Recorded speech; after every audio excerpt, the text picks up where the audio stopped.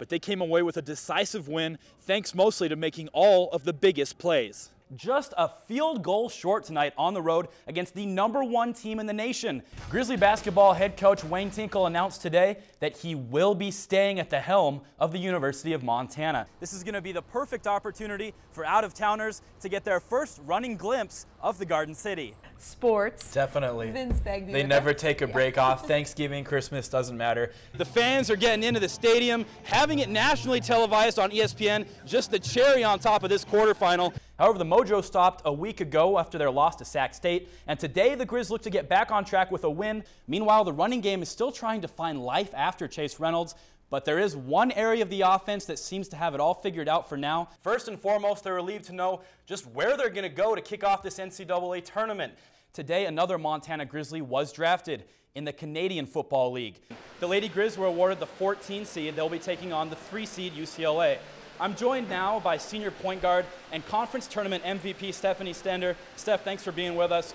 First question I have for you, you get to go to Spokane, kind of close to home. How do you guys feel about the location?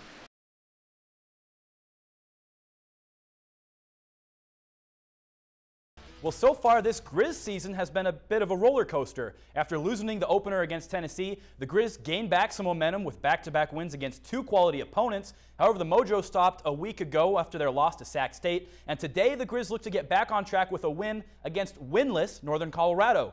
The maroon and silver coming through the smoke as they always do, but doing so without their starting quarterback Jordan Johnson. So Nate Montana started the game, and he starts with a bang. Win with the flea flicker, and Montana gets Antoine Mutra. Touchdown, Grizz go up 7-0, but the Bears answer back. Seth Lobato finds Patrick Walker, 7-yard score. He tells the crowd to be quiet, but that's not going to happen. Grizz defense forces a 3-and-out deep in Bears territory. That means they have to kick it to number 16, Jabin Sembrano. Sembrano reads the coverage and takes off. No one is going to catch him once he gets going. Another special teams touchdown for the senior. Grizz go up 17-7.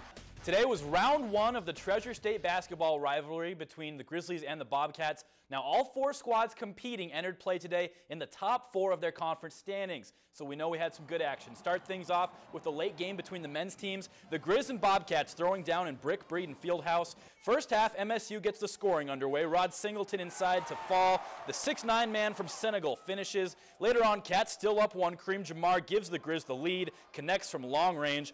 5 minutes in, Montana State, good passing. Unselfish play leads to a dunk for Jordan Alou. But halfway through the first half, Grizz start to open up a lead. Downtown shooting, Will Cherry and Derek Selvig both nail 3 balls. It's a 10-point game in the Grizzlies' favor. Well, after scoring 24 runs in each of the Missoula Mavericks' first 2 state tournament games, the defending champs were trying to keep those bats going tonight against the #1 seed from the Eastern Conference, the Billings Scarlets. The runs a little bit less frequent early on in this one. Top of the 3rd inning for Billings, and we're still scoreless, but Dylan Ness hits one deep to right center. This one is way back and just barely stays in the park. Justin Black comes in to score on the double. Scarlets up 1-0. Later in the inning, Nick Funyak goes to right center for the single. Another run comes in to up the score to 2-0 Billings. We move to the bottom of the 4th inning. Mavericks down 2-1 until Brody Miller hits it back up the box. 2 runs come around to score. Mavs take a 3-2 lead.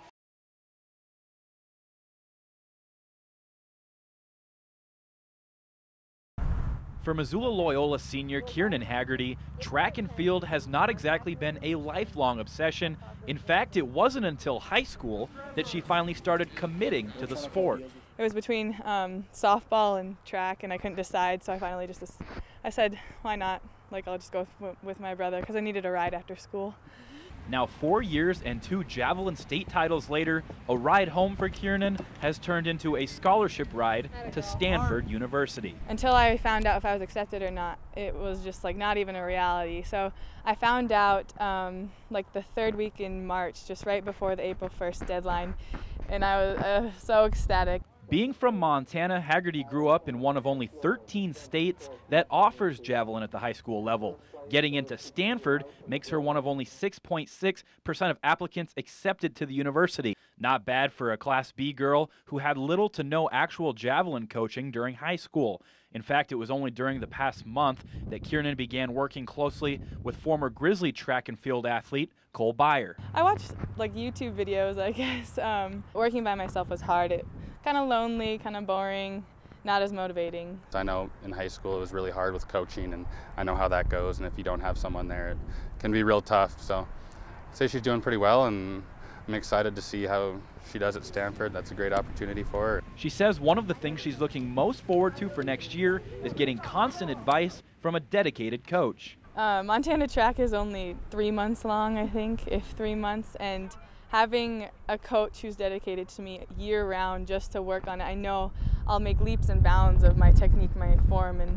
But no matter where javelin takes Haggerty in the future, she'll always remember where she came from. I'm from Montana, one of the 13 states. I'm one of 6.6%. I'm the only jav thrower in my school right now. I'm nobody, but I'm like, maybe I'll make something happen. As for the immediate future, Haggerty has her sights set on a third straight state title this weekend in Bozeman. Reporting in Missoula, Vince Bagby, NBC Montana.